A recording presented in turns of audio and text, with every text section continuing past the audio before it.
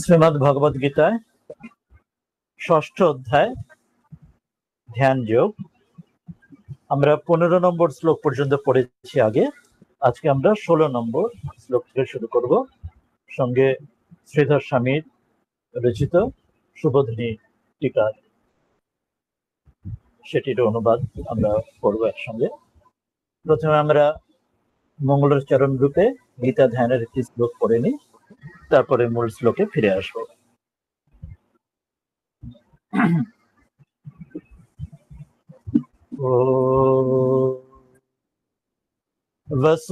वसुदेवसुतं देवं कंसचाणूरमर्दनं देवकी परमानन्दं कृष्णं वन्दे जगद्गुरुम्। এখন এবারে মূল শ্লোকে আমরা ফিরে আসি।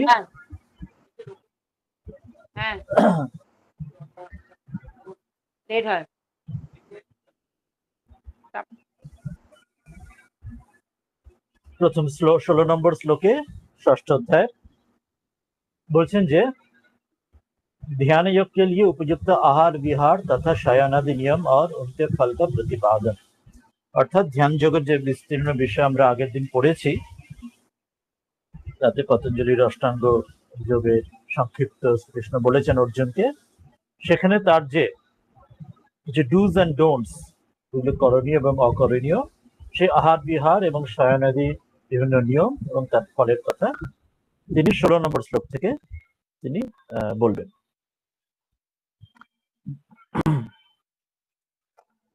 আমরা প্রথম মূল শ্লোকটা পড়ি। ন্যাত্যস্নতস্তু যোগস্তি ন চৈকাত্মমনশ্নতঃ ন চাতি স্বপ্নশীলস্য জাগ্রতো নৈব চার্জুন। বলছেন না অতি অশ্নতঃ তু যোগঃ अस्ति न च एकान्तम अनश्नतः न च अति स्वप्नशीलस्य जाग्रतः न एव च अर्जुन। অর্থতে আসছে, বলছেন যে হে অর্জুন, যোগ, এই যে যোগের বিষয় যেটি বলছেন সেখানে নতু, সেটি না হয় না, কিসের জন্য হয় না, না অতি, যে অনেক বেশি, যদি অশ্নতঃ, যে অনেক বেশি যে ভোজন করে, খাওয়া দাওয়া করে, যার কোনো সংযম সেখানে নেই, তার জন্য হয় না। আর কারো হয় না, চ, আরো কারো হয় না, না একান্তম, যে একদমই, অনশ্নতঃ, যে খাওয়া দাওয়া একদমই করে না বা একদম অত্যন্ত কৃচ্ছ সাধন উপবাস ইত্যাদি ভীষণ রকম করে, তার জন্য সেটি হয় না। অর্থাৎ ব্যালেন্স, মধ্যপন্থা অবলম্বনীয়, সেটি বলছেন। আর কার হয় না, না চ তথা না অতি, অত্যন্ত যারা স্বপ্নশীল, স্বপ্ন অর্থাৎ স্বপ্ন কখন দেখা হয় না, যখন আমরা ঘুমোই, অর্থাৎ সেখানে স্বপ্নের মাধ্যমে যে ঘুমের কথা বলা হচ্ছে, যারা অত্যন্ত বেশি শোয়ে, অত্যন্ত অলস, তাদের যে ওই স্বভাবের মানুষ, তাদেরও হয় না। চ না জাগ্রত,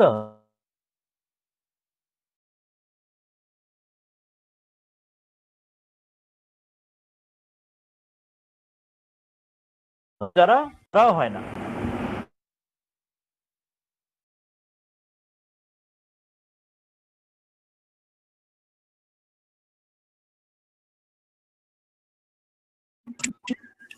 জেগে থাকে, তাদেরও হয় না। অর্থাৎ দুটোই বৈপরীত্য দেখাচ্ছেন, যেন ঘুমেরও খুব বেশি ঘুম বা খুব বেশি জেগে থাকা, আবার খাওয়া দাওয়া খুব বেশি খাওয়া বা খুব কম খাওয়া ইত্যাদি, দুটোতেই হয় না। অর্থাৎ ব্যালেন্স সেটি দরকার। আশা করছি আমার গলা শোনা যাচ্ছে। যদি কোনো শুনতে অসুবিধা হয় তাহলে জানাবেন বা এখানে মেসেজ করবেন। যদি কোনো আর স্ক্রিনেও আশা করি দেখা যাচ্ছে, কোনো রকম অসুবিধা হলে জানাবেন। এরপরে আমরা শ্রীধর স্বামীর এটির বিস্তীর্ণ আমরা ব্যাখ্যাতে আসি। কেউ একজন মেসেজ করেছিলেন, আমি খেয়াল করে একটু দেখে নিচ্ছি মেসেজটা কি ছিল।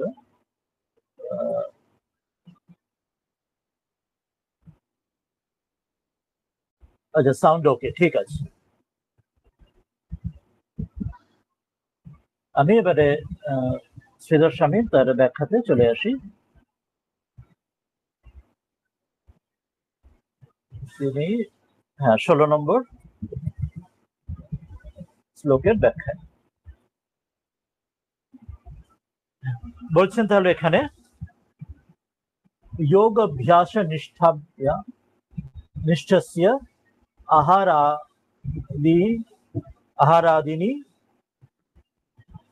ইয়মম আহ না ইতি দ্বাভ্যাম।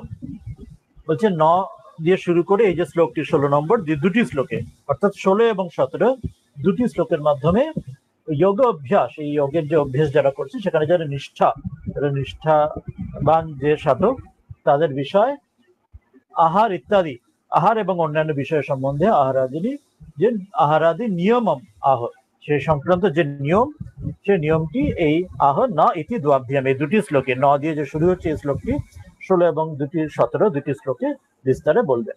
প্রথম শ্লোকটিতে 16তে যেটি পড়লাম যে নাত্যস্তু যোগ অস্তি না চৈকান্ত মনস্নতঃ না চাতি স্বপ্নশীলস্য জাগ্রতঃ নৈব চার্জুন। কি বলছেন? অত্যন্তম অধিকম ভুঞ্জানস্য, অত্যন্তম, আমি একটু আমার নেটের একটু স্লো হচ্ছে, একটু আমি একটু চেক করে নি, একটুখানি অপেক্ষা করবেন।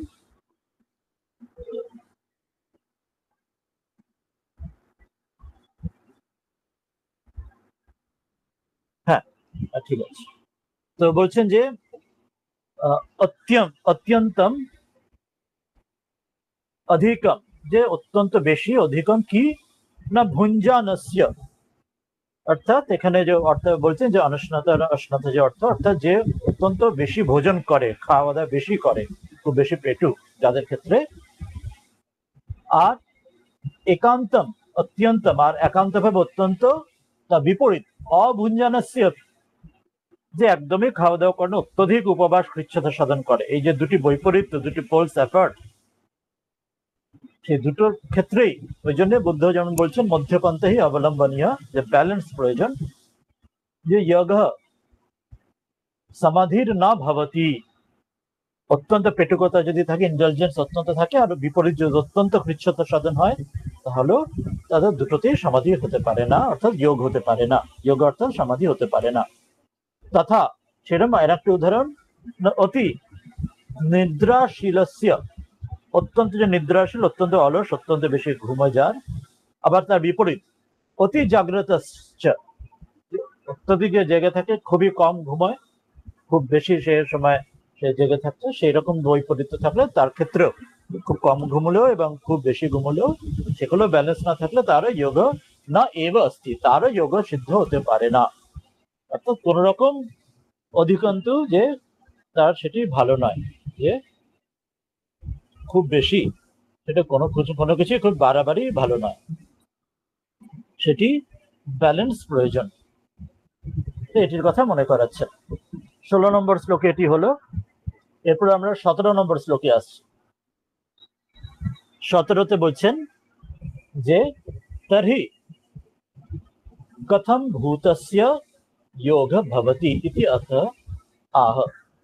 তাহলে যে প্রশ্ন হচ্ছে, তাহলে আগে যে বলা হলো বেশি খাওয়া কম খাওয়া, বেশি সেবা কম সেবা, কোনোটাতে হবে না, তাহলে কোনটাতে হবে? আগেরটাতে নেগেটিভ দিকটা বলা হয়েছে, কোনটাতে হবে না। তাহলে প্রশ্ন যাচ্ছে তাহলে কোনগুলোতে হবে? তাহলে কথম ভূতস্য, কি করে যোগ ভবতি, কি করে সেই যোগ সিদ্ধ হবে, ইতি অত আহ, সেটি 17 নম্বর শ্লোকে বলবেন, যে যোগের জন্য কোনটি কেমন পরিবেশ বা কেমন ভাবে চলা দরকার যাতে হতে পারে, সেটি 17তে বলবেন। 16তে কেমন হতে পারে না সেটি বললেন, 17তে কেমন হতে পারে কি পরিস্থিতিতে সেটি বলবেন। তো 17তে কি বলছেন? युक्ताहार विहारस्य युक्तचेष्टस्य कर्मसु युक्तस्वप्नावबोधस्य योग भवति दुःखः। বললেন युक्ताहार विहारस्य, युक्त चेष्टस्य कर्मसु युक्त स्वप्नावबोधस्य योगः भवति दुःखः।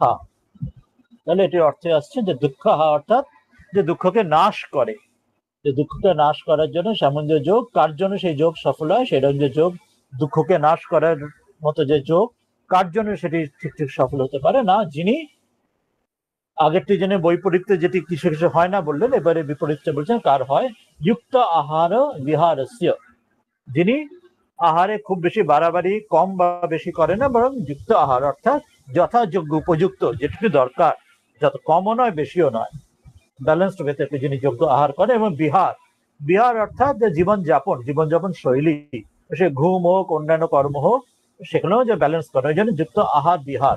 আহারে খাবার দাবার কথাটা এলো আগের শ্লোকের সঙ্গে, এখানে বৈপরীত্য দেখাচ্ছেন। আর বিহারটা আগেরটাতে যেমন স্বপ্ন বা ঘুমের কথা বলা হলো, অর্থাৎ বাকি সময় জাগার কথা বলা হলো, এখানে তেমনি বিহারের মাধ্যমে সারা দিনের যে 24 ঘন্টার মধ্যে কেমন ভাবে দিনটি কাটানো, সেটির মধ্যে স্বাভাবিকভাবে কতক্ষণ জেগে থাকা, ঘুমানো থাকা, কি করণীয় সেটা এসে যাবে। তো সেই জন্য যে যথাযোগ্য যদি ব্যালেন্সড ভাবে যে আহার বিহার করে, তার জন্য কর্মসু এবং কর্মের মধ্যেও, তার কাজের মধ্যেও যুক্ত চেষ্টাস্য, কর্মে যে কাজকর্ম যা কিছু তার জীবনে তার আছে, সে কর্মের যথাযোগ্য চেষ্টা, সেখানেও কোনোভাবে শ্লথতা থাকবে না, ফাঁকি দেওয়া থাকবে না, আবার সেখানেও কোনো বাড়াবাড়ি নিজের শক্তি সাধ্য বুঝে সেই অনুযায়ী, সেখানেও কোনো অসম্ভব কিছু, যে যেমন সেই বামন হয়ে চাঁদে হাত বাড়ানো যেমন কথা বলে, তো সেই রকমই সেখানেও কোনো এক্সট্রিম কোনো অসম্ভব কিছু বোকামি পাগলামি থাকবে না। আবার কম সেখানে অলসতাও থাকবে না, সেখানে কর্ম যেটুকু যেমন যা করণীয় প্রয়োজন, তার প্রারব্ধ সংস্কার ঈশ্বর ইচ্ছায় তার সাধর্ম অনুযায়ী সেখানেও সেরকম যথাযোগ্য করতে হবে। আর যুক্ত স্বপ্ন অববোধস্য, এখানে সেই আগের শ্লোকে যেটা ঘুম আর জাগ্রতের কথা, সেখানে বলছেন যে যথাযোগ্য যে শোয়া, স্বপ্ন অর্থাৎ এখানে শোয়ার কথাটা সেই উদাহরণে আসছে। আর আসছেন যে অববোধ হচ্ছে জাগার কথা আসছে, সেখানেও যে জেগে থাকে এবং শোয়ার মধ্যেও যার সেখানে যথাযোগ্য কতটা জাগা কতটা শোয়া দরকার, সেখানেও কোনোটিতে বাড়াবাড়ি নয়, বেশি শোয়া বেশি ঘুম কোনোটি নয়, সেখানেও ব্যালেন্স যার আছে ভবতি, যার হয় তার জন্যই যোগটা তার জন্য যথাযথ ফলপ্রসূ হয়। তার 17 শ্লোকে বলছেন, এখানে আমরা দেখবো যে শ্রীধর স্বামী তার টিকাতে বলবেন যে প্রশ্ন যাচ্ছে যে তারহি কথাম ভূতস্য যোগ ভবতি, তাহলে কি করে যোগ সম্ভব হয় যদি বেশি ঘুমে কম ঘুমে না হয়, যদি বেশি খাওয়ায় কম খাওয়া না হয়। ইত্যত আহ, এই শ্লোকে বলছেন युक्त आहार विहारस्य युक्त चेष्टस्य कर्मसु युक्त स्वप्न अवबोधस्य योग भवति दुःखः। বলছেন যুক্ত, যুক্ত অর্থাৎ যে নিয়ত নিয়মিত, যা ডিসিপ্লিন, লাইফের মধ্যে ডিসিপ্লিন থাকবে।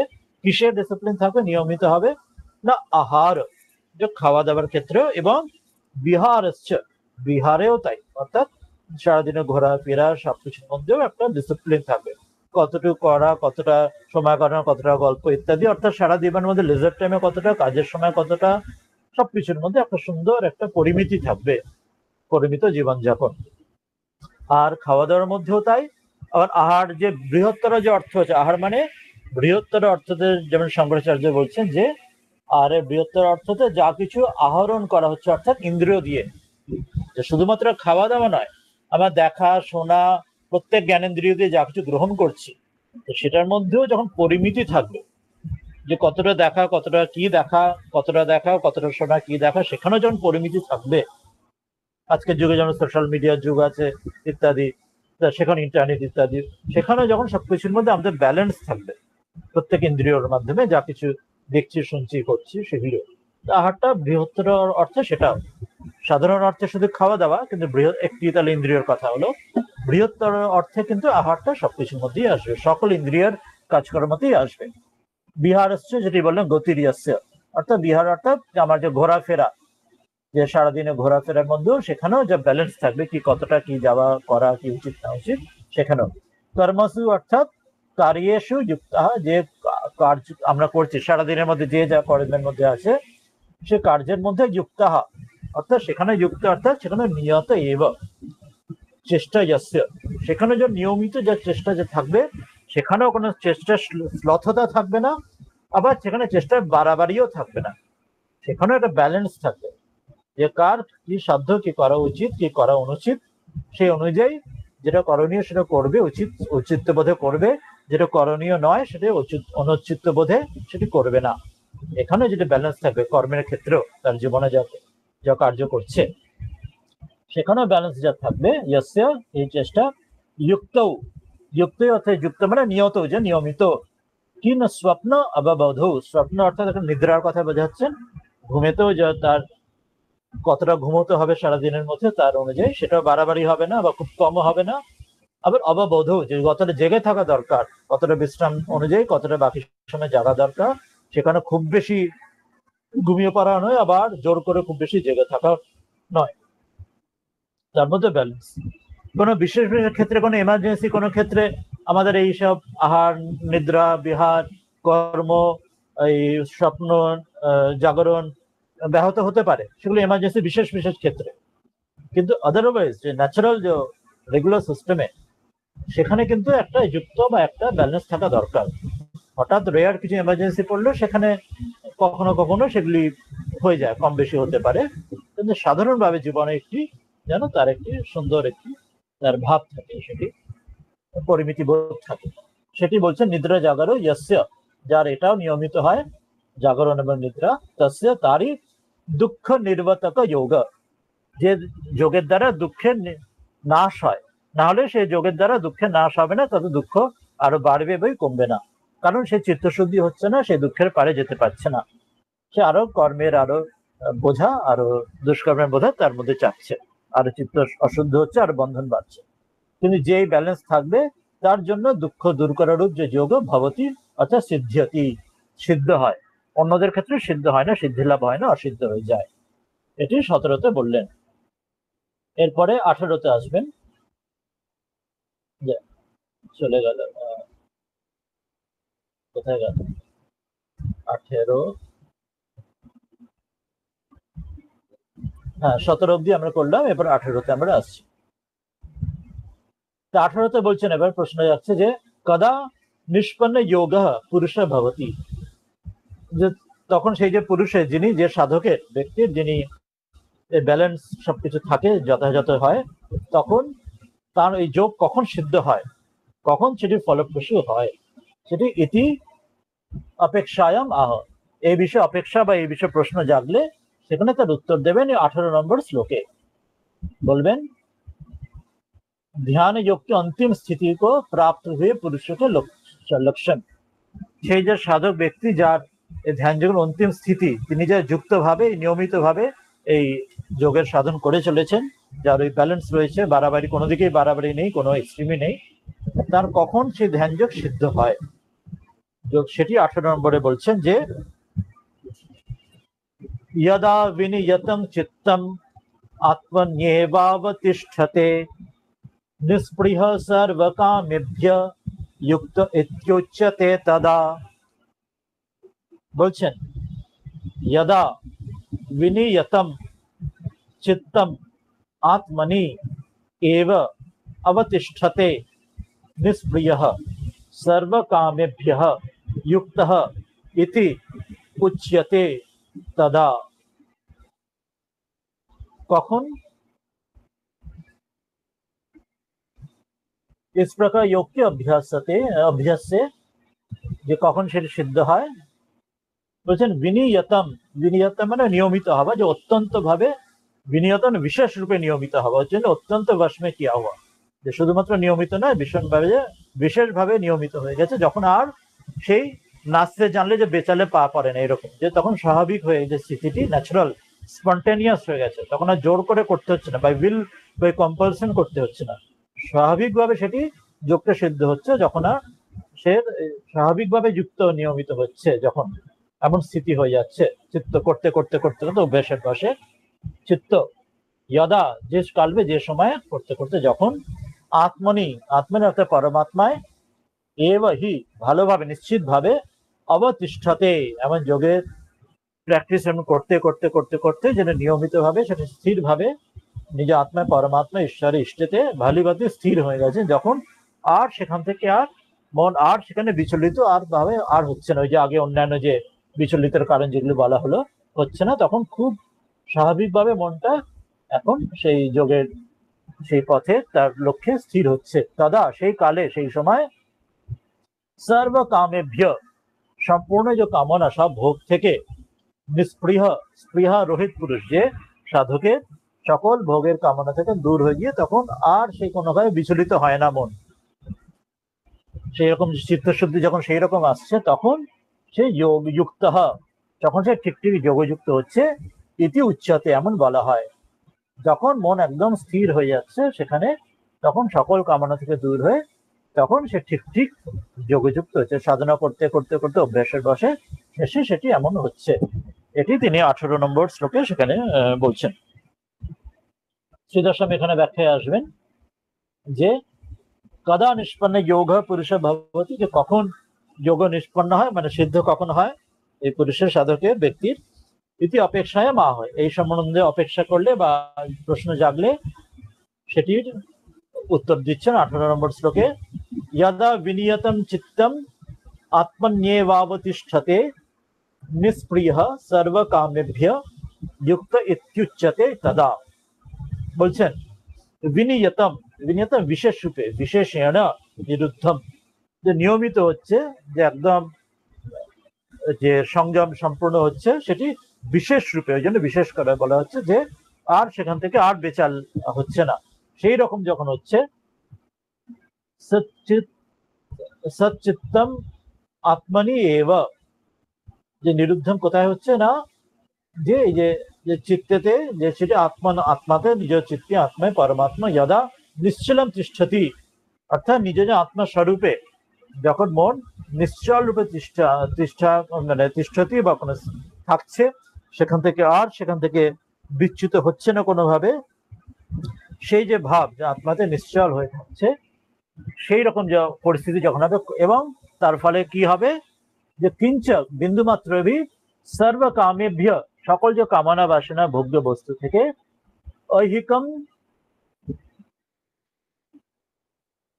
আমস্মিক ভোগেভ্য, ঐহিক আমস্মিক ভোগ অর্থাৎ ঐহিক ভোগ অর্থাৎ এই জীবনের ভোগ, এবং আমস্মিক অর্থাৎ যে পরজগতে যে পরলোকের যে ভোগ, এই জগতে আমরা যা ভোগ্য বস্তু চাইছি আমাদের অ্যাম্বিশন অনুযায়ী, পরজগতে আমরা যাচ্ছি যে স্বর্গে গিয়ে এই যে সুখ ভোগ ইত্যাদি লাভ হবে, সে কোনোটাই, যে এটাই হচ্ছে বৈরাগ্য যে ডেফিনেশন, যে বিবেক যখন সৎ অসৎ সেখানে ভাগ করতে পারছে তখন ইহলোকের জন্য বা পরলোকের জন্য কোন রকম ভোগ্য বস্তুতে বিরাগ, সে এখন আর কোনো ভোগ্য বস্তু তাকে লোভ দেখাতে পারছে না বা টানতে পারছে না সেই দিকে। তো ঐহিক বা অমস্মিক এই লোক বা অন্য লোকের পরলোকের ভোগ্য বস্তুতে নিষ্পৃহ, আর কোনো স্পৃহা থাকছে না, কেননা মন তখন সম্পূর্ণরূপে পরমাত্মা সচ্চিদানন্দে তখন সেখানে নিরুদ্ধ বা সেখানে অচল স্থির হয়ে থাকছে। তখন বিগত তৃষ্ণা ভবতি, তখন আর আমাদের তৃষ্ণা অর্থাৎ কামনা বাসনা যেটি আমাদের মনকে আমাদের বারবার বিচলিত করে, ভোগ্য বস্তুর পেছনে আমাদের দৌড়য়, তো সেই আর কখনো আর কোনো, যেহেতু আর কোনো ভোগ্য বস্তুর প্রতি আমাদের মন যাচ্ছে না, সেই যে পরিস্থিতিতে সাধকের বিগত তৃষ্ণা থেকে দূর হয়ে যাচ্ছে, দাদা সেই অবস্থা তখন যুক্ত, তখন ঠিক ঠিক যুক্ত নিয়মিত হচ্ছে, সমাহিত চিত্ত তখন ঠিক ঠিক সমাধি সম্পন্ন হচ্ছে, যে সম্পূর্ণ যে জীবাত্মা এবং পরমাত্মা সেখানে মিলন যেন হচ্ছে, সেখানে বা ইষ্ট দর্শন সেখানে তাকে জানছেন, আত্মার সাক্ষাৎকার হচ্ছে, তাকে প্রাপ্ত যোগ ইতি উচ্চতে, তখন সেই যোগ প্রাপ্ত হচ্ছে বা তখন যোগের যে ফল প্রাপ্তি হচ্ছে। ওই জন্য উপনিষদে বলা হচ্ছে অকাম আত্মকাম আপ্তকাম ভবতি, তখন আর কামনা থাকছে না, যেন অকাম বলা হচ্ছে, আত্মকাম, তখন সে আত্মাই তার কামনা একমাত্র বস্তু, অর্থাৎ পরমাত্মায় তাকে, এছাড়া আর কোনো বাহ্যিক অন্য কোনো কামনা তার আর রইল না, ওই জন্য আত্মকাম। এবং আপ্তকাম, সব আপ্ত অর্থাৎ কামনা পরিপূর্ণ হয়ে যাচ্ছে, আর কিছু নতুন আর কিছু কামনার বস্তু আর রইল না, ওই জন্য অকাম ভবতি আত্মকাম ভবতি আপ্তকাম ভবতি, এটি শাস্ত্র উপনিষদে বলা হচ্ছে। তো এই অবস্থায় তখন হচ্ছে যে মন সকল কামনা থেকে দূর হয়ে পরমাত্মায় যখন নিশ্চল হয়ে যাচ্ছে, এটি সর্বোচ্চ স্থিতি। অনেক সাধনের শেষে অনেক ঈশ্বর কৃপায় সেটি আসে, অনেক পরে সেটি তার যার যখন সময় ঈশ্বর ইচ্ছে আসে, সেটি বলছেন যে এটি মুখে এটি বলা অনেক সহজ, ঠাকুর যেমন বলছেন যে তবলার বল মুখে বলা বড় সহজ, কিন্তু হাতে আনা অনেক কঠিন। মুখে ওই তাতাধীন যা কিছু তবলার বোল যেগুলি আসে, বা এই যে গানের যেগুলো সারে গামা মুখে বলা খুব সহজ, কিন্তু সেটি সুরেতে সেরকম গলাতে তোলা, যে যা রাগ রাগিনীদের তানেতে তোলা, সেটি অনেক সাধ্য সাধনা, অনেক শিখলে, অনেক প্রচেষ্টা করলে তবে সেটি গলায় তোলা যায়। মুখে সারে গামা বলা সহজ, কিন্তু সেটি গলায় শুরুতে নিয়ে আসা অনেক সাধনা করলে তবে আসে। তো সেটি কত যে কঠিন, এখানেও যেটি বললে যোগের যে স্থিতি, যেটি আর কোনো কামনা বাসনা থাকবে না, মন একদম পরমাত্মায় স্থির হয়ে থাকবে, যেটি সকল এই যুক্ত অবস্থায় হয়ে যাবে। মুখে বলা যে সহজ বটে, কিন্তু কার্যকালে যে কত কঠিন সেটি বোঝানোর জন্য একটি উদাহরণ দেবেন 19 নম্বর শ্লোকে। কি উদাহরণটি? না 19 নম্বরে বলবেন আত্মা ऐक्यकारतया अवस्थितस्य चित्तस्य उपमानम आह।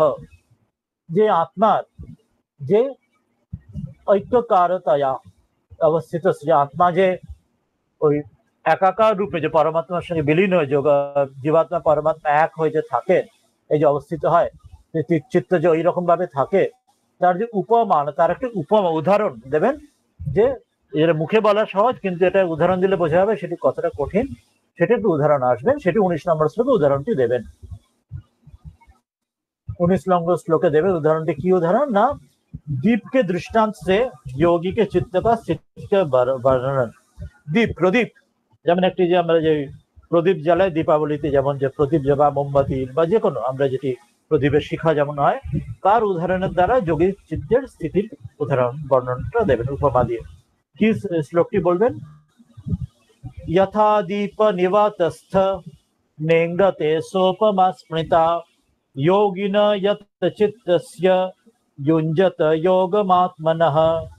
বলছেন यथा दीपः निवातस्थ न इंगते सा उपमा स्मृता योगिनः यत चित्तस्य युञ्जतः योगम आत्मनः।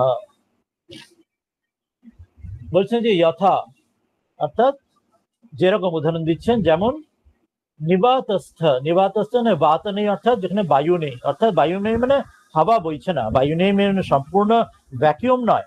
সম্পূর্ণ ভ্যাকিউম থাকলে সেখানে অক্সিজেন না থাকলে সেখানে আগুনই জ্বলবে না, প্রদীপ জ্বলবে না। এখানে বলা হচ্ছে যেখানে অর্থাৎ তেজ হাওয়া যেখানে বইছে না, যেখানে খুব তীব্র হাওয়া নেই, সেই রকম বায়ু রহিত যে স্থানে সেখানে হাওয়া বইছে না, সেই রকম জায়গাতে দীপ, প্রদীপ যেমন না ইঙ্গতে, অর্থাৎ তার যখন প্রদীপ জ্বালানো হয়, তার যে শিখা খুব যদি হাওয়া দেয় তাহলে প্রদীপের শিখা অনেক কাঁপতে থাকে, কখনো কখনো সেটা খুব তীব্র হাওয়া নিভেও যায়, বা অন্য সময় অন্তত প্রদীপের হাওয়াটা স্থির থাকে না, প্রদীপের শিখাটি কাঁপতে থাকে।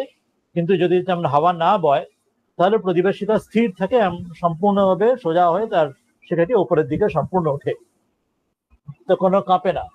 তো সেই রকম সা, ওই রকমই উপমা দেয়া হচ্ছে, যেরকম আত্মা না, যে পরমাত্মাতে যোগম, যখন ধ্যানের মধ্যে ইউঞ্জতঃ, যে যখন ধ্যানে এমন থাকবে জীবাত্মা পরমাত্মা, শ্রীরামকৃষ্ণ যেমন বলছেন যে ওই সে আগেকার দিনে যেটি ওই দাড়িপাল্লা যেমন হয়, দাড়িপাল্লার ওপরের কাটা নিচের কাটা, নিক্তির ওপরের কাটা আর নিচের কাটা এক হওয়ায় যোগ, যে সম্পূর্ণ যে সমান সমান, যদিও দুটি পাল্লা যদি একদম সমান সমান ওজন থাকে, একটু কম বেশি হলেই সেই কাঁটাটা একদম সমান সমান না হয়ে বাঁদিক টান দিকে বেঁকে যাবে।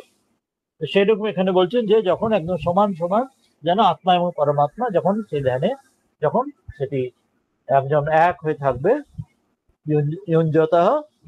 থাকবে যোগী না, সেই যোগীর ইয়াতে চিত্তস্য, যেমন তার চিত্ত যখন সেই রকম ভাবে সম্পূর্ণভাবে সেখানে সংযম হয়ে সেখানে চিত্তকে যখন জয় করা হবে, যখন আর চিত্ত আর ওই রকম বিচলিত হবে না, যেমন প্রদীপ যেমন হাওয়া না থাকলে বিচলিত হয় না, চিত্ত যখন পরমাত্মার সঙ্গে এক হয়ে থাকবে অন্যরকম ভাবনা চিন্তা আসবে না।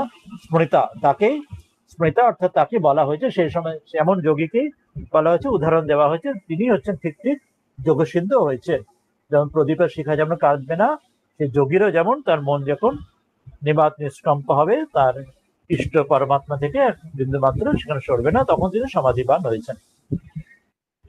সেটি 19-এ বলছেন आत्मा ऐक्यकार, आत्मा ऐक्यकार कारतया अवस्थितस्य चित्तस्य उपमानम आह। ये आत्मा विषय जो जो আত্মা একাকার যেহেতু আত্মা যখন এমন একাকার হয়ে যখন থাকবে তখন চিত্তের সঙ্গে, এবং সেই রকম যে চিত্তের উপমা দিচ্ছেন এই শ্লোকটিতে 19 নম্বর শ্লোকে, यथा दीप निवातस्थ नेंगदसोपमा स्मृता योगिना यति चित्तस्य युज्यत योगम आत्मना।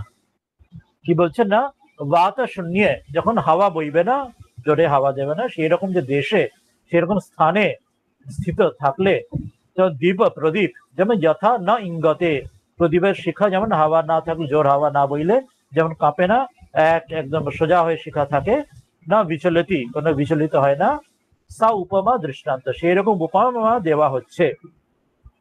কাস্য কি বিষয়ে, কার সঙ্গে দেওয়া হচ্ছে না, আত্ম বিষয়ক যোগম, যখন যোগ যখন আত্ম বিষয় আত্মা যখন যোগে সে ইউঞ্জত সে যে যুক্ত হয়ে কেমন থাকবেন, অভ্যাসত অভ্যাস করতে করতে করতে করতে যখন মনেরও এমন স্থিতি হবে যোগিনা যোগীর, যতং নিয়তং যে চিত্ত একদম নিয়মিত ভাবে সম্পূর্ণ সংযমের মাধ্যমে যে চিত্ত সে আত্মাতে তার পরমাত্মা ইষ্টে ঈশ্বরে একদম এক হয়ে বিলীন হয়ে যেন থাকবে, সেখান থেকে বিন্দুমাত্র বিচলিত হবে না যার চিত্ত, সেই যে যোগীর সেই যে সাধকের তার যোগ সিদ্ধ হয়।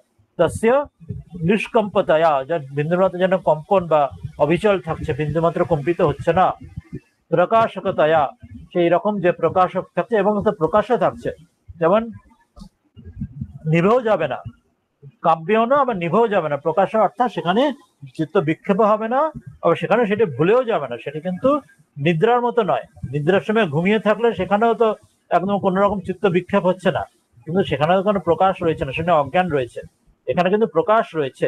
যেমন প্রদীপ যদি নিভে যায় তাহলে তো সেখানে আর প্রদীপের শিখার কাঁপার প্রশ্ন নেই, কিন্তু সেখানে প্রদীপই জ্বলছে না, আলোই নেই, সেখানে প্রকাশে নেই, অন্ধকার সেখানে।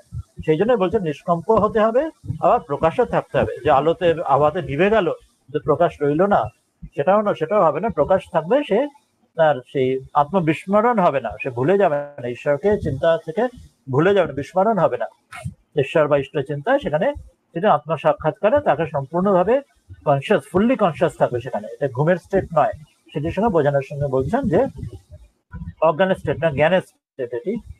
প্রকাশকতয়া চ চিত্তম তদ অবতিষ্ঠতি ইতি অর্থঃ, চিত্ত সেই রকম ভাবে তার চিত্ত সেই ভালোভাবে সুস্থির থাকবে এবং প্রকাশ রূপ থাকবে, এবং সেই আত্মপ্রকাশ আত্ম সাক্ষাৎকার হবে, এবং সেখান থেকেও তার মন সমাধি যখন থাকবে অন্য কোনো বিষয় চিন্তা মনে জানবে না। এই 19 নম্বর শ্লোক দিয়ে এই উদাহরণটি দিলেন। এরপরে তিনি কয়েকটি পরপর শ্লোকে এই যোগ সংক্রান্ত যে বিষয় চান, যে আত্মচিন্তা বা আত্ম যে স্থিতি, সেই স্থিতি সংক্রান্ত বিষয় কয়েকটি তত্ত্বের কথা বা কয়েকটি বিষয়ের কথা আরো বিভিন্ন আঙ্গিক থেকে বা বিভিন্ন দিক থেকে তার যে সেটি বোঝাবেন, এবং তার যে অসুবিধাগুলো হতে পারে সেই জন্য কি সাবধানতা অবলম্বন করা দরকার, কিভাবে সেই আত্ম সাক্ষাৎকারের প্রচেষ্টার জন্য কেমন ভাবে চলতে হবে, থাকতে হবে, সাধনা কিভাবে করতে হবে, সেই সংক্রান্ত নানা আঙ্গিক থেকে তিনি বলবেন, এবং তার ফলের কথা এই 20 নম্বর শ্লোক থেকে বলতে শুরু করবেন। এরপরে আমরা 20 নম্বর শ্লোকে আসতে পারি, কিন্তু এর মধ্যে কেউ যদি কিছু, আজকে 20 নম্বর শ্লোকটা অনেকটা বড় একটু ব্যাখ্যা আছে, খুব বড় নয়, তাহলে একটু বড় তো রয়েছে, একটু তো বড় দেখছি, একটু বড় আছেই। তো যদি তার আগে সেজন্য কেউ যদি কিছু অন্য কোনো প্রশ্ন বা কিছু করতে চান, অন্য কিছু জানতে চান বা কিছু বলার থাকে, তাহলে সেগুলো বলে নিতে পারেন। তার সেরকম যদি থাকলে সেক্ষেত্রে আমরা 20তে আজকে এখন যাব না, আলোচনা কিছু করার থাকলে আলোচনা করে নেব, তারপরে সময় থাকলে 20তে যাব, বা আজকে 20 করবোই না, এই আলোচনাতেই করব। আর যদি অন্য কোনো আলোচনার প্রশ্ন না থাকে তাহলে আমরা 20তে যাব, পরের শ্লোকেতে যাব। তাহলে কেউ যদি কিছু প্রশ্ন বা জানতে বা কিছু বলার থাকে তাহলে সেগুলো করে নিতে পারেন, না হলে 20 নম্বর যে বড় শ্লোক আছে, বড় ব্যাখ্যা আছে, সেটি যাব, না হলে কিছু আলোচনা করলে আলোচনা করবো। কেউ যদি কিছু জিজ্ঞাসা থাকে তাহলে বলতে পারেন, না থাকলে তখন 20তে যাবে। কেউ বলতে চাইলে আপনাদের মাইক্রোফোন অন করে প্রশ্ন থাকলে বলতে পারেন।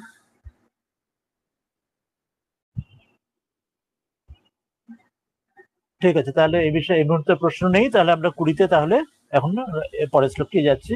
এই শ্লোকটির ব্যাখ্যাটা বেশ বড় আছে, দেখি যতটা কেমন সময় আজকে হতে পারে সে অনুযায়ী 20 নম্বর শ্লোকে আসছে। এরপরে তিনি ধ্যান যোগকে দ্বারা পরমাত্মাকে প্রাপ্ত হয়ে পুরুষের লক্ষণ, এরপরে তিনি আরো গভীরের দিকে যাচ্ছেন। এতক্ষণ তো তিনি কিসে সিদ্ধি লাভ হয় বা না হয় সেগুলি বললেন, এবং সিদ্ধি লাভের যে স্থিতির যে উদাহরণ দিলেন একটু উপমা ওই প্রদীপের উদাহরণের সঙ্গে। এরপর তিনি আরো গভীরে গিয়ে যে সিদ্ধি লাভ যে পুরুষ, এই যে সাধকের ব্যক্তি, তার যে স্থিতির কথা সেটি আরো গভীর থেকে 20 নম্বর শ্লোক এবং তারপরে পরপর কয়েকটি শ্লোকে বিস্তার করে আরো গভীরে তিনি তত্ত্বগুলি বোঝাবেন, আরো অনেকটা গভীরে বিষয় আসবে। প্রথমে আমরা 20 নম্বর শ্লোকে আজকে আসছি।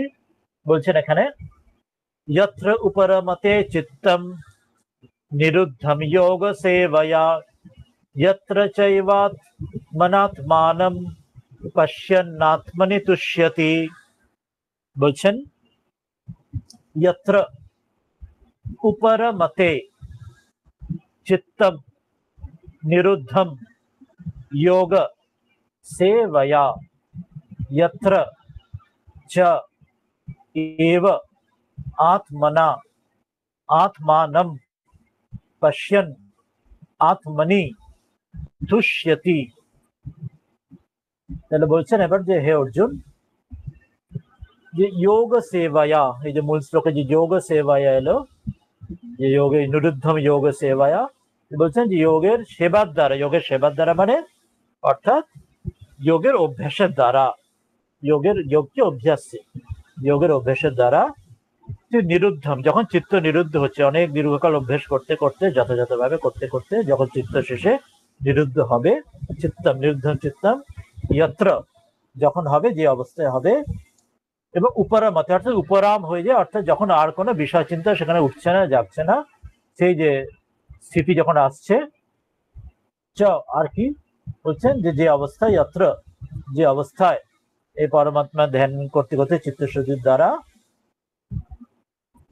আত্মনা যে নিজের বুদ্ধির দ্বারা, সূক্ষ্ম বুদ্ধির দ্বারা, শুদ্ধ বুদ্ধির দ্বারা, ঠাকুর বলছেন যে শুদ্ধ বুদ্ধি, শুদ্ধ আত্মা, শুদ্ধ মন এক, সেই বুদ্ধির দ্বারা আত্মানম, যিনি যে পরমাত্মাকে, জীবাত্মা পরমাত্মা যে যখন চিত্তের অশুদ্ধি দূর হয় তখন জানা যায় সেটি একই, যে তত্ত্বমসি বাহম ব্রহ্মাস্মি। তো সেই যখন নিজেকে জানা যায়, নিজের স্বরূপকে জানা যায় যে পরমাত্মা থেকে, ঈশ্বরের স্বরূপ থেকে, ঈশ্বর থেকে আলাদা নয়, সেই যে স্থিতিতে যখন পশ্যান মানে দেখে, মানে অর্থাৎ আত্মার সাক্ষাৎ করে বা সেখানে তার সঙ্গে এক হয়ে যায়, সেখানে দ্বৈত থাকছে না, যে এক অপরকে দেখছে, দুই থাকছে না। এখানে পশ্যানের মাধ্যমে মানে হচ্ছে এখানে দেখছে অর্থাৎ সাক্ষাৎ করছে, মানে সে উপলব্ধি করছে, অর্থাৎ সে এক হয়ে যাচ্ছে, দুই আর ভেদ, দ্বৈত ভেদ থাকছে না, এক হয়ে যাচ্ছে। সেই অবস্থায় আত্মনি, যে নিজের মধ্যে যে তার যে জীবাত্মা পরমাত্মা, যে পরমাত্মা রূপ সচ্চিদানন্দ পরমাত্মা এব ভেরিলি তুষ্যতি, সেখানে তার মধ্যে সে সন্তুষ্ট থাকে, সেখানে ওই জন্য দ্বিতীয় আর কোনো ভোগ্য বস্তুর দিকে তার মন যায় না, সেই জন্য অকাম আত্মকাম আপ্তকাম হয়ে যাচ্ছে। শ্রী রমণ মহর্ষি একটু উদাহরণ দিচ্ছেন, যেমন সেই গ্রীষ্মকালের খুব অত্যন্ত রোদের মধ্যে যে মানুষ যখন বাইরে রোদের মধ্যে ঘুরছে তখন ক্লান্ত হয়ে সে একটি ছায়া খোঁজে, যে ছায়া যদি একটি বৃক্ষের নিচে যদি ছায়া পেয়ে যায় তখন সেখান থেকে আর যখন তার আর বাইরে সে রোদের মধ্যে যেতে আর ইচ্ছে করবে না, ছায়াই ভালো লাগবে, তাতে সন্তুষ্ট থাকবে। সেই রকমই যখন মানুষ যখন যে আত্মরূপ বা পরমাত্মার মধ্যে যখন, তার মধ্যেই যখন সে সব কিছু কামনা বাসনা সেখানেই তার সেই নিধান সেখানে হয়ে যায়, সেটি ছেড়ে বাইরের বিষয় ভোগের মধ্যে আর সে দৌড়তে চাইবে না, তখন সে তার মধ্যেই আত্মা পরমাত্মার মধ্যেই সে সন্তুষ্ট হয়ে যাবে। তো সেটি বলছেন, সে যখন তুষ্যতি, সে তখন তার মধ্যেই সন্তুষ্ট হয়ে যায়, আর কোনো কামনা বাসনার মধ্যে তার মন আর দৌড়ে না। সেটি তখন এই 20 নম্বর শ্লোকে তখন বলবেন বিস্তার করে, সেটা অনেক রকম একটু বিস্তার করে ব্যাখ্যায় আসবেন। বলবেন যে প্রথমে বলছেন যে ইয়ম সন্ন্যাসম ইতি প্রাহর যোগম তং বিদ্ধি পাণ্ডব, আগে যে শ্লোকগুলিতে বলেছেন, যে আমরা যে গীতা আগে আগে পড়েছি, ইত্যাদৌ কর্ম এব যোগ শব্দেন উক্তম, সেই সব যে আগে যে শ্লোকগুলিতে কর্মযোগ সম্বন্ধে বলা হয়েছিল, সেখানে যোগের শব্দের দ্বারা কর্মযোগের কথা যেখানে বলা হয়েছিল, এখানে যোগের যে এখানে নাতৃষ্ণত যোগ অস্তি, এই যে শ্লোকগুলি এখন আমরা পড়লাম, ইত্যাদিও তো সমাধির যোগ শব্দেন উক্ত, এখানে কিন্তু এই যোগের দ্বারা সমাধি অর্থাৎ ধ্যান যোগের যে বিষয় সেখানে এই যোগের শব্দ বলা হয়েছে। অর্থাৎ এর আগে আগে আমরা যখন কর্মযোগ এইসবগুলো অধ্যায়গুলো পড়েছিলাম, সে দ্বিতীয় অধ্যায় থেকে শুরু করে তৃতীয় অধ্যায়, ওখানে সাংখ্যযোগের পর থেকে সেখানে কর্মযোগের কথা বারবার আসছিল, বা সেখানে সেখানে যোগের প্রসঙ্গতেই কর্মের কথা বোঝানো হচ্ছিল, কর্মযোগ অর্থাৎ নিষ্কাম কর্মযোগে চিত্তশুদ্ধি বোঝানো হচ্ছিল। কিন্তু এই যে 6th চ্যাপ্টারে ধ্যানযোগ যখন বলছি, তখন যোগের দ্বারা কিন্তু ধ্যান সমাধি এই বিষয়ের কথা বোঝানো হচ্ছে। তাহলে তত্র মুখ্য যোগ কাহ, তাহলে যখন দুটির মধ্যে, তাহলে মুখ্য যোগ কোনটি, এটা যেন আমাদের প্রশ্ন যেমন যাচ্ছে যেন আমাদের মধ্যে, সেই বিষয়ে তিনি এই শ্লোকটি 20 নম্বর শ্লোকটি শ্রীকৃষ্ণ ব্যাখ্যা করছেন। এই জন্য এখানে এই শ্লোকটিতে অনেক তাত্ত্বিক ব্যাখ্যা বা দার্শনিক বা ফিলোসফিক্যাল তত্ত্ব এই শ্লোক অনওয়ার্ডস অনেকটা বিস্তীর্ণ ব্যাখ্যা অনেকটা আসবে এই শ্লোক এবং পরবর্তী শ্লোকগুলিতে, অনেকটা চর্চা বুঝে নেওয়ার বিষয় আসবে। তো সেই জন্য প্রশ্ন যাচ্ছে মুখ্য যোগ কোনটা, আগেরটা তো কর্মযোগের কথা বলা হলো, এখানে ধ্যান যোগ বলা হচ্ছে, এর মধ্যে মুখ্য কোনটা বা গৌণই কিছু থাকলে গৌণবে কোনটা, কেন এই দুটির যে ভাগ সংক্রান্ত ব্যাপারটা ঠিক বুঝে নেওয়া। ইতি অপেক্ষায়, আমি এই বিষয়ে যে অপেক্ষা জাগে অর্থাৎ মনে যে প্রশ্ন জাগে জানতে চাইলে সমাধি এব, যে এর মধ্যে সমাধি এব স্বরূপত ফলত চ লক্ষয়ন স এব মুক্ত যোগে ইতি আহ যত্র ইতি সার্ধ ত্রিবিহি। বলছেন এটি যদি জানতে ইচ্ছা হয়, এটি অপেক্ষায়াম, এটি অপেক্ষা করলে, এটি জানতে ইচ্ছা হলে সমাধি এব, যে এই সমাধি যেহেতু ধ্যান যোগের মাধ্যমে তার যে ফল, সেটিকেই স্বরূপত ফলত হচ্ছে, যে সমাধিকে স্বরূপত, যে স্বরূপেতে এবং তার ফলের দ্বারাও লক্ষ্যয়ন, সে লক্ষণ করে বলা হচ্ছে, এবং এবার মুখ্য যোগ আহ, তাকেই যে সেটাই যে মুখ্য যোগ, অর্থাৎ আগের যে কর্মের মাধ্যমে নিষ্কাম কর্মে যে চিত্তশুদ্ধির মাধ্যমে এই ফল যেটা প্রাপ্ত হয়, সেটি যে বোঝানোর জন্যই অত্র আহ যে সার্ধ শ্রীবিহি, সেটি এই যে পরের যে শ্লোকগুলিতে 3.5 শ্লোক, শ্রীবি মানে 3টে, স অর্ধেক অর্থাৎ স অর্ধ শ্রীবি 3টে শ্লোক এবং 3.5 শ্লোক, 3.5। নেক্সট যে 20 নম্বর থেকে শুরু হচ্ছে, 20, 21, 22 এবং 23-এর হাফ, এই যে 3.5 শ্লোকের মাধ্যমে তিনি বিস্তার করে সেটি বোঝাবেন যে এই দুটির মুখ্য যে কর্মযোগ হয়ে চিত্তশুদ্ধ হয়ে শেষে এই ধ্যান বা সমাধি, সেটির ফাইনাল, সেটি লক্ষ্য বা যার মাধ্যমে জ্ঞান প্রাপ্তি হয়, সেটি তিনি এই শ্লোকগুলিতে বলবেন। তার মধ্যে প্রথম শ্লোকটাতে শুরু করছেন 20 নম্বরে। কি বলবেন এখানে? যত্র উপরমতে চিত্তম নিরুদ্ধম যোগ সেবয়া यत्र च एव आत्मना आत्मानं पश्यन् आत्मनि तुष्यति। এখানে শ্লোকটিতে ব্যাখ্যা একটু ভালো করে আমাদের বিস্তার করে তিনি বোঝাবেন, একটু গভীর বিষয়গুলি আসবে। বলছেন যত্র, যত্র যেখানে, যখন, যে অবস্থায়, ইয়স্মিন অবস্থা বিশেষে, যে অবস্থা বিশেষে, যে স্থিতিতে, সাধনে, যে অবস্থায়, কি অবস্থায় না যোগ অভ্যাসে না, যোগের অভ্যাস করতে করতে, আগে কর্মযোগের মাধ্যমে চিত্ত শুদ্ধ হয়ে সে শুদ্ধ চিত্তে সাধনা করতে করতে, উপাসনা করতে করতে, যেটা যখন ব্যালেন্সের মাধ্যমে, যখন সেই প্রদীপের যেটা শিখার মতো, যখন অভ্যাসের দ্বারা কি হবে না নিরুদ্ধ হবে চিত্ত, যে রোধ হবে চিত্তে, যে যেখানে চিত্তে বিক্ষেপ বন্ধ হয়ে চিত্তম উপরতম ভবতি, চিত্ত আর বিক্ষিপ্ত হবে না, আর বিষয় চিন্তার মধ্যে যাবে না, চিত্ত তখন সেই ইষ্ট চিন্তা বা ঈশ্বরে বা পরমাত্মাতে সেখানে এক হয়ে, সে তার সঙ্গে এক হয়ে দাঁড়াবে। ভবতি ইতি, সেই যে যোগস্য, সেই যোগের যে স্বরূপ লক্ষণ উত্তম, সেই যোগের যে স্বরূপ লক্ষণ সেটি বলছেন এই শ্লোকে। আগেরটিতে উদাহরণ দিলেন যে সেই প্রদীপের শিখার মতো, এখানে সেটি বলছেন যে পতঞ্জল যোগে যে সূত্রে যেখানে যেখানে বলা আছে যোগ চিত্তবৃত্তি নিরোধ, সেটাই বলে মনে করাচ্ছেন যে তথাচ পাতঞ্জলম সূত্রম ইতি যোগ চিত্তবৃত্তি নিরোধ। পাতঞ্জল যোগসূত্রে যে প্রথম যে দ্বিতীয় শ্লোকে, দ্বিতীয় সূত্রে আছে যোগ কাকে বলা হয়, যেখানে চিত্তবৃত্তি নিরোধ হয়, চিত্ত যখন আর বিষয় চিন্তার পেছনে ধাবিত হবে না, চিত্ত সম্পূর্ণভাবে সংযত হয়ে দাঁড়াবে, সেই যে যোগের যে ডেফিনেশন, সেই যে স্থিতিটি সেখানে এখানে বোঝাচ্ছেন।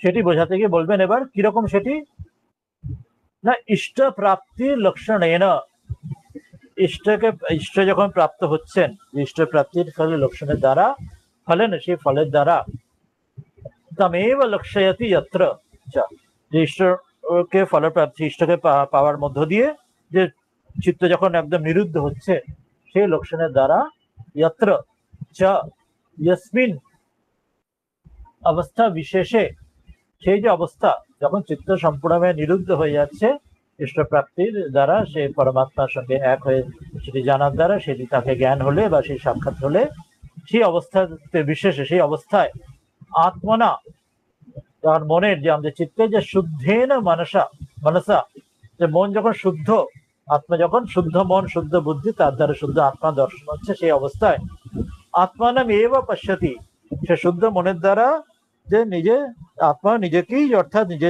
আত্মাকে শুদ্ধ আত্মার দ্বারা, শুদ্ধ মনের দ্বারা, শুদ্ধ বুদ্ধির দ্বারা শুদ্ধ আত্মাকে, পরমাত্মাকে পশ্যতি, বা সেখানে আত্মাকে সেখানে দর্শন করছেন। আত্মানাম এব পশ্যতি, আত্মাকে জানছেন, তখন বাইরে বিষয় ভোগ বিষয় চিন্তা সেখানে মন যাচ্ছে না। পশ্যতি নতু দেহাদি, এটাই এই যে বলেছেন দেহবাদী, যে শরীর নয় এবং বাইরে যে বিষয় ভোগ সেখানের দিকেও মন যাচ্ছে না, সম্পূর্ণ তখন নিজে আত্মাকে শুদ্ধ মন শুদ্ধ বুদ্ধির দ্বারা শুদ্ধ আত্মাই দর্শন হচ্ছে বা তার সঙ্গে এক হয়ে যাচ্ছে। নতু দেহাদি, দেহ এবং বাইরের যে ইন্দ্রিয় বা ভোগ্য বস্তু সেখানে আর পশ্চন করছে না, অর্থাৎ সমাধির স্থিতিতে আর কিছুতে মন যাচ্ছে না। পশ্যন নতু দেহাদি পশ্যন চ আত্মনি এব তুষ্যতি, এবং আত্মার মধ্যেই তখন সেখানেই সন্তুষ্ট, আর বাইরের কোনো কিছুর পেছনে তৃষ্ণা আর কোনো কামনা বাসনা, শরীর ইন্দ্রিয়র ভোগ্য বস্তুর পেছনে কোনো তৃষ্ণা সেখানে নেই, সেখানে আত্মাতেই সে সন্তুষ্ট। সেখানে নতু বিষয়েষু, বিষয় ভোগের পেছনে আর কোনো রকম তৃষ্ণা টান আর কিচ্ছু নেই, যেন দেহ ইন্দ্র ভোগ্য বস্তুর পেছনে আর যাচ্ছে না, নিজ আত্মাতেই তুষ্ট, বিষয়ের প্রতি আর দৌড়চ্ছে না মন। यत्र इत्यादीनाम, यत्र इत्यादीनाम यत् শব্দানাম, বলছেন যে यत्र, এখানে यत्र শব্দ যেটা বলা হয়েছে শুরুতে, यत्र উপরামতে, यत्र অর্থাৎ यत्र যে অবস্থা, ইত্যাদিনাম यत् শব্দানাম, এই শব্দের দ্বারা, यत् এখানে যে শব্দ বলা হয়েছে यत्र শব্দের দ্বারা কি বোঝানো হচ্ছে না, বলছেন यत् শব্দটা यहाँ से তং যোগ সঙ্গীতম বিদ্যাৎ ইতি চতুর্থেন অন্বয়ঃ, এই যে বললাম যে 3.5টা শ্লোক অনুযায়ী যে 20, 21, 22 এবং 23 যে শ্লোকের শুরু অবধি থাকবে, সেটি বলছেন 23 নম্বর শ্লোকের শুরুতে আছে তং যোগ সঙ্গীতম বিদ্যাৎ, এটি সেখানে আসবেন, এই শ্লোকটি ওখানে আসবে। তো সেই জন্য বলছেন ওই শ্লোক পর্যন্ত চতুর্থেন অন্বয়।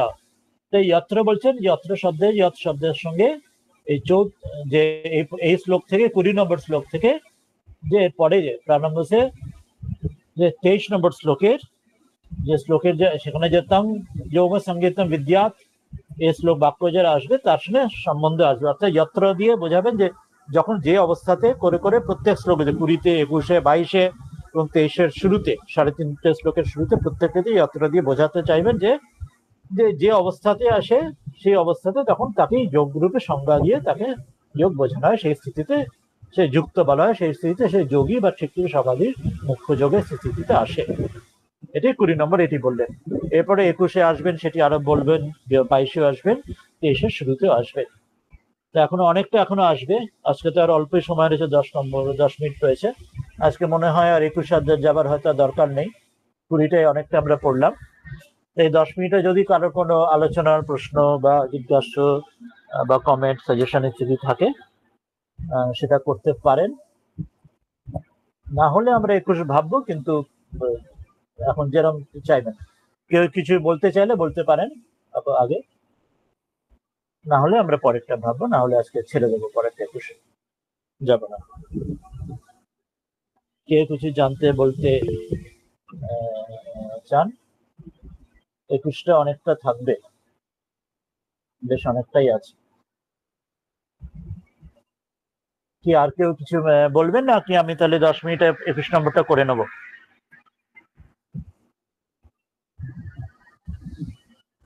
তাহলে আজকে করেই নি 21-এ, অল্প সময় যখন রয়েছে চেষ্টা করি 21টা সেরে নিতে। 21-এ বলবেন যে এটা যদি 3.5টা শ্লোক, সবগুলো তো আজকে হবেই না, 21 অব্দি হতে পারবে, কিছু করার নেই, যতটা হতে পারছে। 21টা আমরা শুনে নিই। সুখমাত্যন্তিকম যত্তদ বুদ্ধিগ্রাহ্যমতীন্দ্রিয়ম वेत्ति यत्र न चैवायं स्थितश्चलति तत्त्वतः। বলছেন সুখম আত্যন্তিকম यत् तत् বুদ্ধিগ্রাহ্যম অতীন্দ্রিয়ম वेत्ति यत्र न च एव अयं स्थितः चलति तत्त्वतः।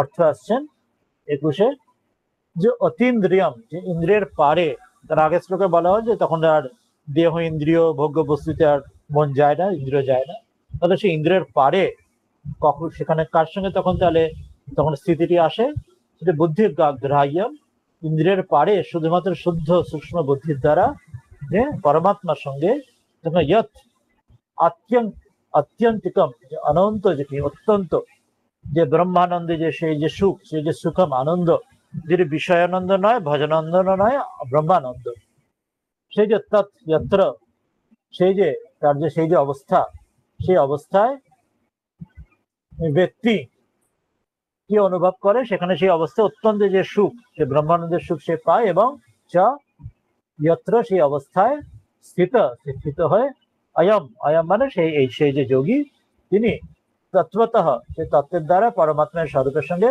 নয় এব চলতি, সেই অবস্থা থেকে আর বিচলিত সে হয় না। তো ব্রহ্মবেদ ব্রহ্ম এব ভবতি, সে বিচলিত আর হয় না, সেই তাকে ব্রহ্ম তার সঙ্গে এক হয়ে যান, একাকার হয়ে যায়। তো সেটি বিচলিত হয় না, সেটি এই 21 নম্বর শ্লোকে বলছেন। তো সেখানে তার ব্যাখ্যায় শ্রীধর স্বামী এখানে একটু বিস্তার একটু বলবেন। আত্মনি এব তো দোষে হেতু আহ, বলছেন আত্মনি এব, যে আত্মার মধ্যেই যে তোষে মানে সন্তোষে, অর্থাৎ তুষ্টি, অর্থাৎ আনন্দ, সেটির হেতু কি, অর্থাৎ তখন কেন কোনো বিষয় নানা কি সাধারণত কি দেখি আমরা মানুষ, আমরা বিষয়ের প্রতি আমাদের সন্তোষ বা বিষয়ের প্রতি সুখ, সেই দিকে আনন্দ আমাদের দৌড়ে মন, কিন্তু এই স্থিতিতে, যোগের এই স্থিতিতে, সমাধির স্থিতিতে কেন সে আত্মার মধ্যেই সন্তুষ্ট, কেন কোন বিষয়ের ভোগের প্রতি তার আনন্দ সেদিকে যায় না, কেন আত্মাতেই সন্তুষ্ট থাকে, সেটি কারণ হেতু মাহ, সেটি 21 নম্বরের কারণটি, সেই কারণটি 21 নম্বর শ্লোকে বলছেন। সুখম আত্যন্তিকম ইয়ত্তদ বুদ্ধিগ্রাহ্যম অতীন্দ্রিয়ম वेत्ति यत्र न च एव अयम स्थित चलति तत्वतः। বলছেন यत्र, यत्र মানে যে অবস্থায়, यस्मिन অবস্থা বিশেষে, যে অবস্থায় বিশেষে কি হয় না, यत् तत् किमपि, যে অবস্থা বিশেষে বিন্দুমাত্র, কিমপি কিমাত্র, নিরতিশয়ম আত্যন্তিকম, যে অবস্থায় নিরতিশয়, ভীষণ ভাবে নিরতিশয়, যে বিন্দুমাত্র সেখান থেকে আলাদা না হয়ে অত্যন্ত আত্যন্তিক নিত্যম সুখম ব্যক্তি, যে অবস্থায় মানুষ যে নিরতিশয়, যে অত্যন্ত সুখ সেটি যে অনুভব করে, যেখান থেকে বিন্দুমাত্র দুঃখ নেই। জগতে যা কিছু ভোগ্য বস্তু সাধারণত আছে বিষয় বস্তুতে, সেখানে সুখের সঙ্গে দুঃখ থাকে। স্বামীজি তাই কর্মযোগে বলছে সুখ আসে দুঃখরূপ কাঁটার মুকুট পরে। জগতে যে কোনো ভোগ্য বস্তু বিষয় ভোগে সুখের সঙ্গে দুঃখ থাকে। গীতার শেষের দিকে আমরা দেখবো যে অধ্যায়গুলি 17-18 অধ্যায় শ্রীকৃষ্ণ বলবেন যে সাত্বিক, রাজসিক, তামসিক সুখ, সেখানে বোঝাবেন যে সুখের সঙ্গে সাধারণত সেগুলি দুঃখ, সেগুলি থাকে, কিন্তু সাত্বিক সুখের ক্ষেত্রে এই যে সুখ, যেটি অত্যন্ত সুখম, যখন সেই তার ফল যখন লাভ হয়, তাতে তখন দুঃখের প্রশ্ন আসছে না। নানু তদা বিষয় ইন্দ্রিয় সম্বন্ধ অভাবাত কোথায় সুখম স্যাৎ। তো সেখানে প্রশ্ন জাগছে যে কিন্তু কি করে সেটি হতে পারে, যে যখন বিষয়ের সঙ্গে ইন্দ্রিয়ের সম্বন্ধ নেই, অভাব রয়েছে, তাহলে সুখ কি করে হবে, এটি যেমন প্রশ্ন জাগছে, যে সংশয় জাগছে। আচ্ছা, কারণ আমরা তো জানি সাধারণত বিষয়ের সঙ্গে ইন্দ্রিয় সংযুক্ত হলে সেখান থেকে সুখ আসে, সেই জন্য আমরা ইন্দ্রিয় ভোগ, সুখ ভোগ, মানুষ বিষয় ভোগ করতে চায় সেই সুখের জন্য। তাহলে এখানে বিষয়ের সঙ্গে ইন্দ্রিয় সংযোগ হচ্ছে না, তাহলে এখানে সুখ কোথা থেকে আসবে, সেটি তত্র আহ, তারই জন্য উত্তরে এখানে বলবেন এই সুখটি বিষয় ইন্দ্রিয় সংযোগে হয় না, তার অন্যরকম ভাবে, কিরকম, অতি ইন্দ্রিয়, ইন্দ্রিয় অতীত সুখ, ইন্দ্রিয়ের পারে ইন্দ্রিয়ের দ্বারা সুখ হয় না, এটি বহিরিন্দ্রিয় দ্বারা নয়, এটি শুদ্ধ সত্য আত্মায়, সেখানে শুদ্ধ মন শুদ্ধ বুদ্ধির দ্বারা, এখানে শুদ্ধ আত্মা, সেখানে এই সেই আনন্দ লাভ হয়। সেটি কিরকম না, অতীন্দ্রিয় বিষয়েন্দ্রিয় সম্বন্ধ অতীত, বিষয়ের সঙ্গে ইন্দ্রিয়ের যে সম্বন্ধ তার অতীত, তার পারে, বিয়ন্ড দ্যাট, ট্রান্সেন্ডিং দ্যাট, সেটি।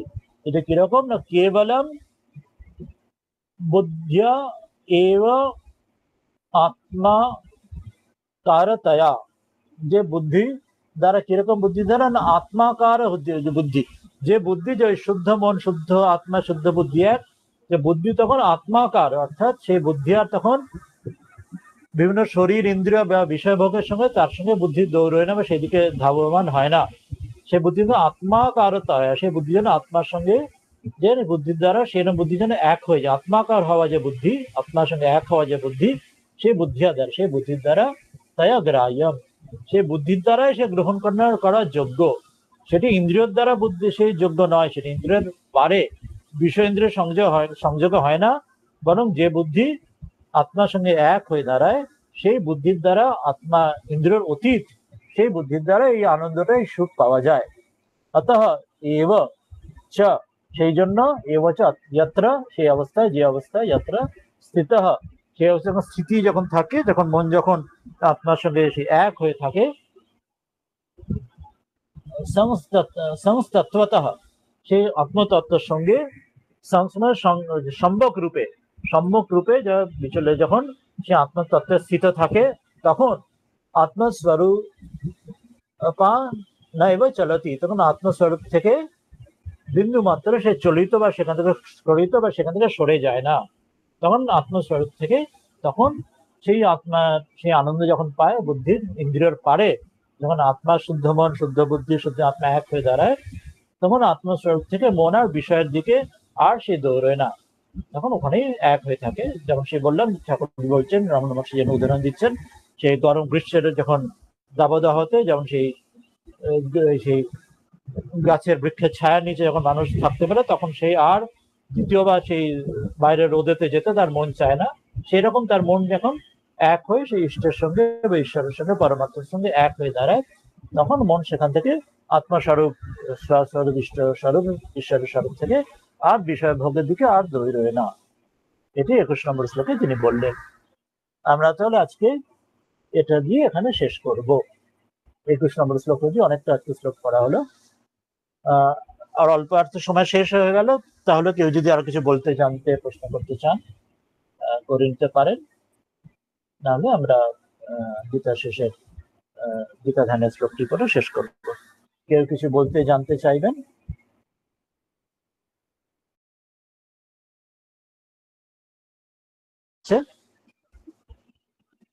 ঠিক আছে, তাহলে আজকে আমরা 21 নম্বর শ্লোক পড়লাম।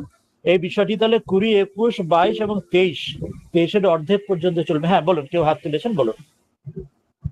মহারাজ, এইগুলো যেটা আপনি বললেন যে যেমন বেশি ঘুম হবে না, যারা বেশি ঘুমোয় তাদেরও হয় না, বা যারা অল্প ঘুমোয় তাদেরও যোগ হয় না, কিন্তু বয়সটাও তো একটা মানে ফ্যাক্টর, যেটা বয়সটা মানে একটা বেশি বয়সে যেমন কারোর ঘুম কম হয়, তার জন্য তার শারীরিক কিছু অসুস্থতা থাকে, যার জন্য মানে যোগ ধ্যান করাটা অনেকটাই ব্যাঘাত ঘটে।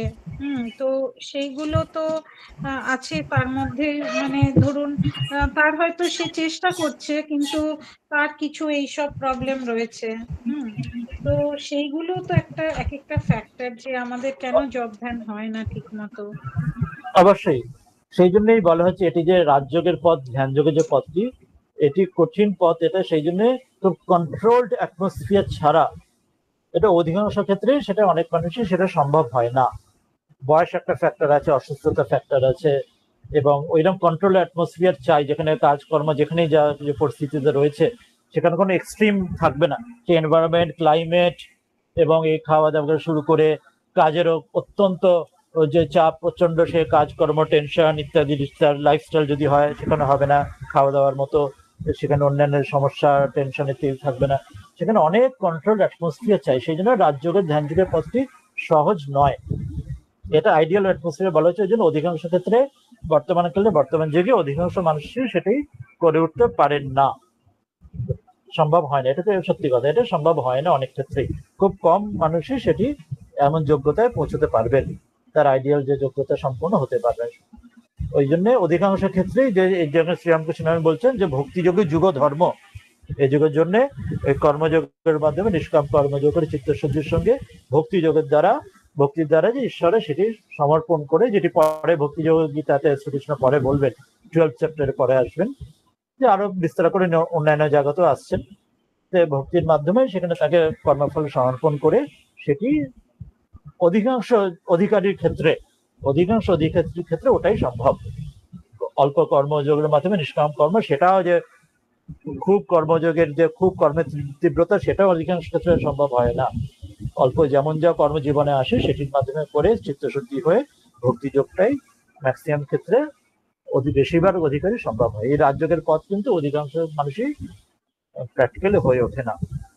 তবু এই জন্য জেনে রাখাটা দরকার যে এটি আইডিয়ালটা কতটা কঠিন বা কত শক্ত, যাতে আমরা কম্প্রোমাইজ না করে বসি, নিজেকে না ঠকাই, এটি জানা দরকার।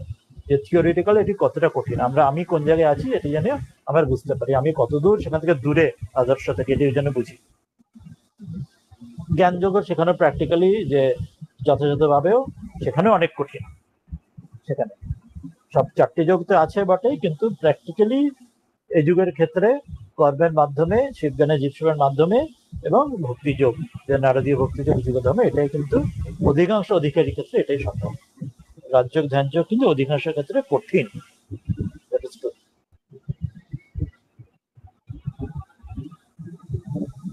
হ্যাঁ, এটাই জানা ছিল না, এটাই তো বলতে চাইছিলাম। হ্যাঁ মহারাজ। হ্যাঁ, এটাই। কিন্তু তাতে এই বললাম, তাতে মানে আমাদের মানে আশাহত হওয়ার কারণ নেই। আমরা যে যা ইষ্টের গুরু কৃপায় যেটুকু যা বললাম, যেটুকু নিষ্কাম কর্মের মাধ্যমে ভক্তিযোগের মাধ্যমেও করবো, এবং এটা জেনে রাখলাম যেটুকু আমরা সম্ভব হয় আমাদের দ্বারা 0.1% হলেও যেটুকু যে পারি সেটুকু আমরা চেষ্টা করব। বাকি যার যেটা শর্টকামিংস আছে, অসুস্থতা হোক, বয়স হোক, পরিবেশ, ন্যাচারাল, আমাদের যা প্রারব্ধ অনুযায়ী যার যেটি শর্টকামিংস আছে সেটাকে মেনে নিয়ে চলতে হবে। যেটুকু আমরা পারি সেটুকুই করবো, বাকি ঈশ্বরের সমর্পণ করে তিনি বাকিটা দেখবেন। ওই বাঁদর ছানা থেকে বেড়াল ছানার যে পথ যেটি বলা হয়েছে সেটি আমরা প্রচেষ্টা করবো। তাহলে আমরা শেষে আসি। আর কোনো প্রশ্ন আর কিছু বলার আছে? না হলে আমরা এটা শেষে আসি এই শ্লোকটিতে। আর যদি কেউ কিছু বলার না থাকে।